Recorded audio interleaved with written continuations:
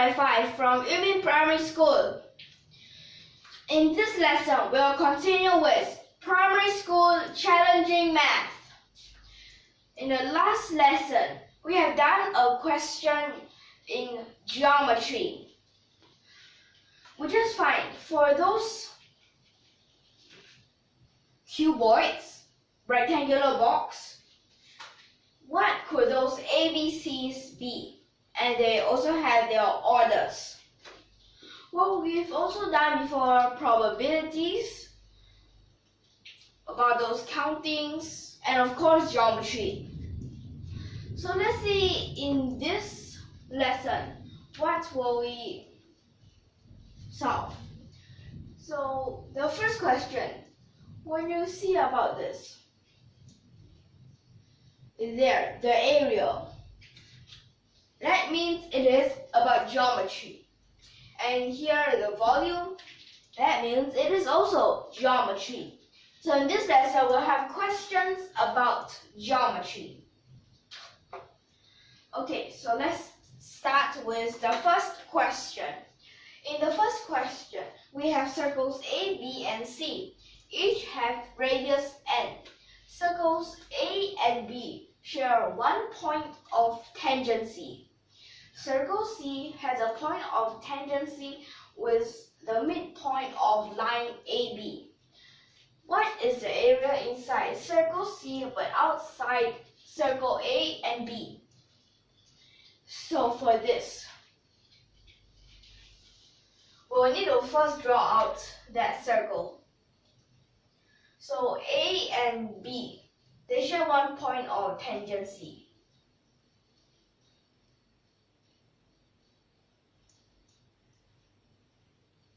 Wait, only one point. Okay, then we have their centers. Okay, so here is A, this is B. Then how about C? So we have the line AB, and it's in the middle here. So that means you need to be like this. Okay, so just by looking at this, you will realize that we can make a rectangle here. We want the area inside here, but this does not include parts from A and B. So this is what it will look like, and this is C. And the midpoint just right at that place. So for this, well, we can casework, or we can just straight away try to see which can it be. So first, let's try about caseworking. So in this casework, well, we have case 1 when these radius are 1. So let's try when it is 1.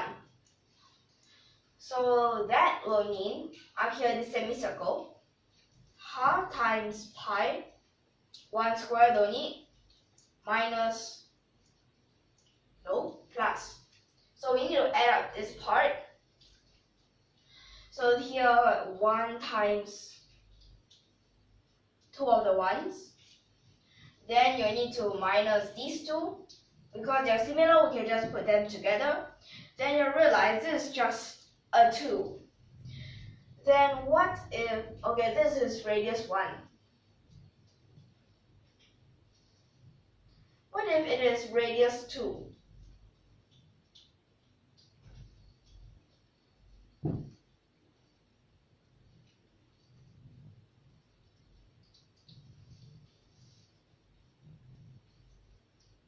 So when it is radius 2, you have half times the pi times 2 square is a 4. Then you need to add 2 times 2 of this. So that makes a 4. Then you minus these 2. So what you get here is an 8. Then what if it is a radius 3? So when it is a radius 3, you have a half times pi times 3 squared is a 9. Then you need to add 3 and 2 of the 3's. 6. Then minus, how about these? So what you get here is an 18. Now did you realize something? These two, they'll always cancel. So what does that mean? What happens when they cancel? Well, that will mean in this rectangle, it includes all the area. So that is just something like up here, you all put it down inside. Okay, so that means we just need to find the area of this rectangle. So area of rectangle, we just need n times 2 of the n. So that will make 2n squared. But if you don't want this method, you can also use it. Well, you just need half times pi times n squared.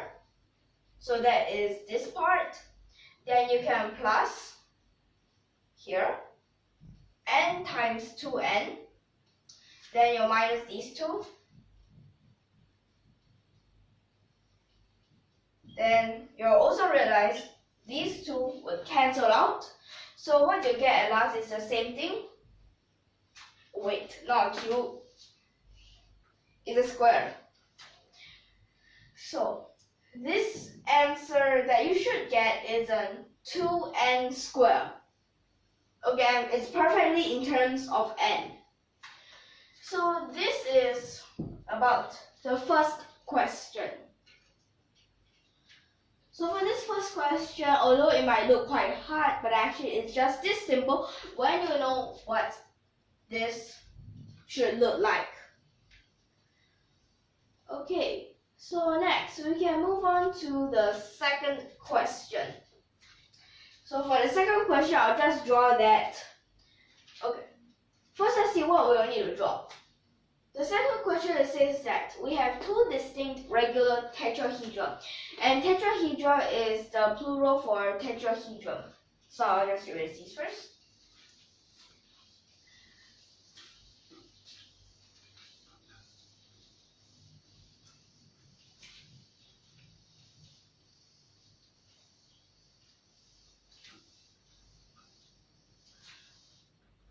So these two distinct regular tetrahedra, they all have their vertices of the same unit cube.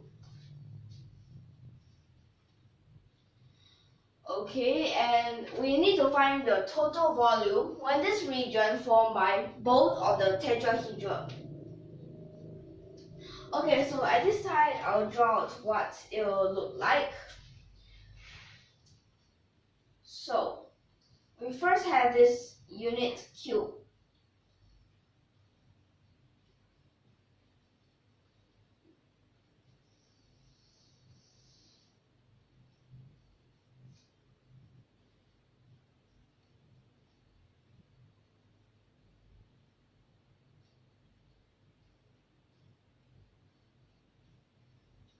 So then, for the first tetrahedra, we can have the points over here, a point over here.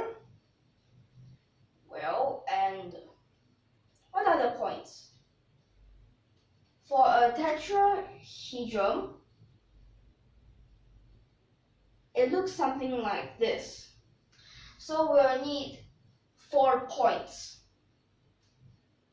So we also can have 1 point here. We also can have 1 here. Because we need an intersection between 2 of the tetrahedrons, or the 2 tetrahedra.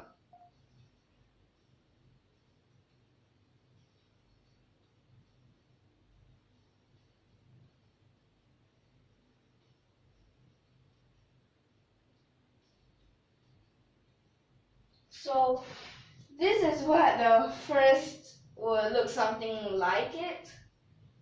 Well, this is at the back. So I'll just use dotted lines for this. Okay, so this is the first tetrahedron that we have. Then we'll need to have another tetrahedron. So for the next tetrahedron, we can only use the rest. That is over here. That means it's the remaining points that we'll have. So with these remaining points,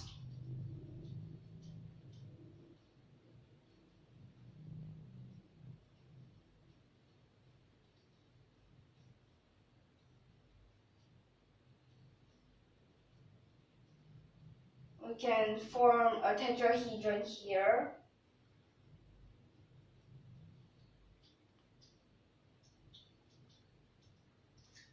Like this. So this is pointing outwards, well this is inside that face. Okay, so now we have this. And also, a unit cube. So here's 1, 1, 1, 1. All of them are ones. But with this, regular tetrahedron. Regular tetrahedrons, that means all their sides are equal. All are equal. So now with these, we can first try to find one of their sides. Then we'll know all their sides. So according to this, here's a right angle, and according to that Pythagoras theorem, we have that 1 square plus 1 square equals, so this side we'll just call it an s square. So that means s squared is a 2, so s will be a square root 2. So we found that length. And also, why don't I have a positive negative? Because there is no negative length here. So now we know this tetrahedron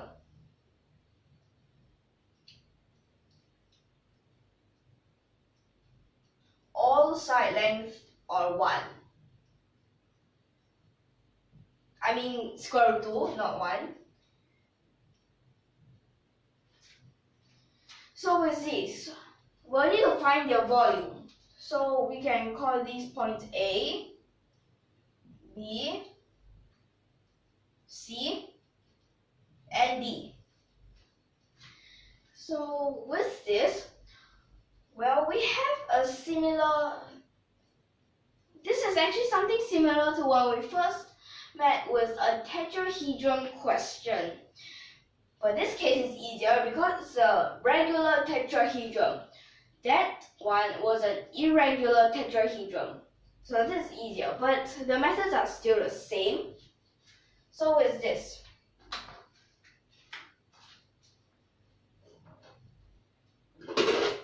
We can first find a point E over here. So with this,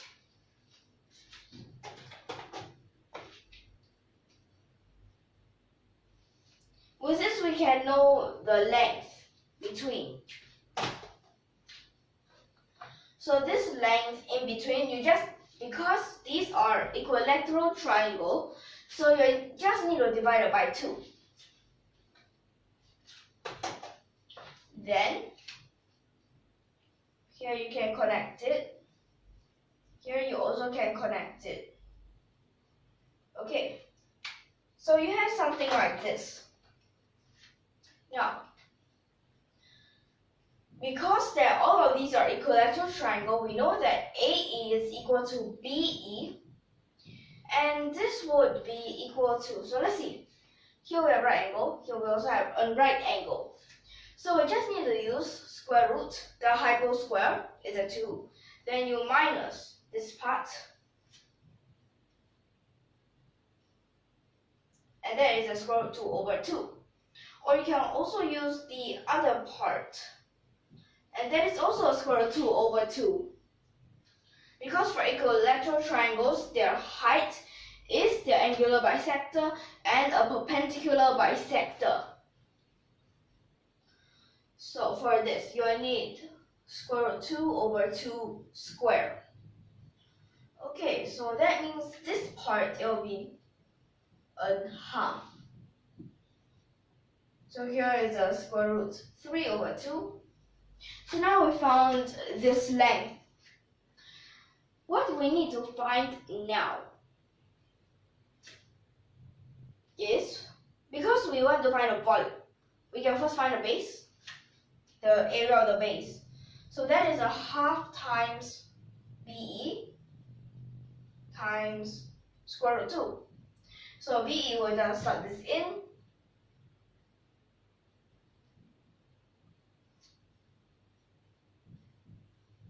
So that means this will become a square root 3 over the 2. And this over 2 is now outside of the square root, not inside the square root anymore. So that means for this part, we already found the base. So let's record that down here. This is the volume. I'll just use V for this, of a tetrahedron.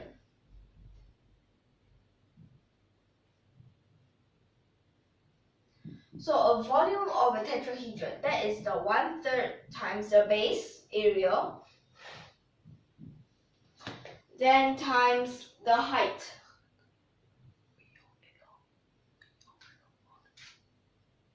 Okay, so I'll just write this into VOL as the short form.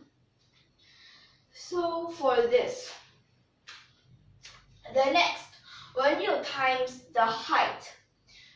So for the height, we can just use the Heron's formula to find out this triangle here at this cross section.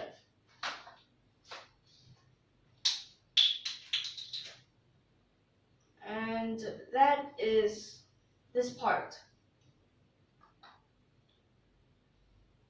Okay, so this part is what we'll need to find that area.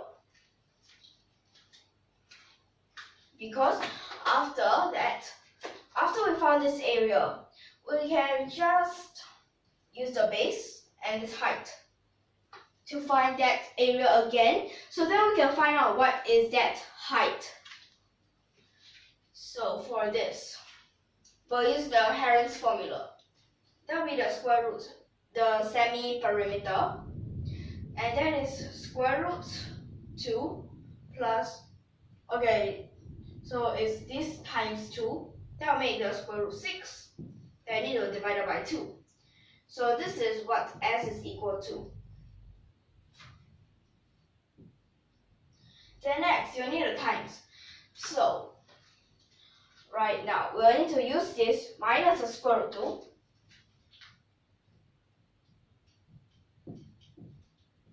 Then you need to times. So square root 6 over 2. Well, you need to minus that with this thing. And then you will be left with a square root 2 over 2. And another square root 2 over 2, because we have 2 of this. So I'll just write this as the capital A for the area. And don't confuse that with the angle A. So for this, these two, we can use their expansion. For all of these denominators, we can take them out.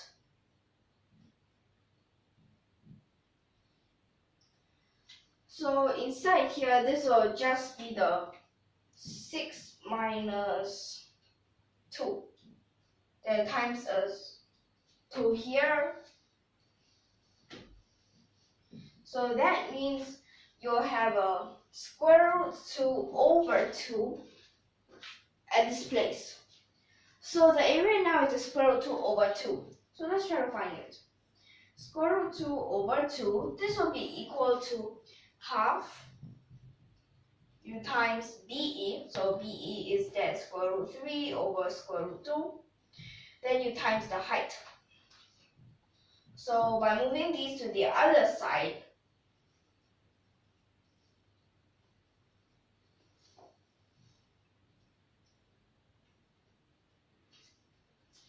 so that you'll get this thing.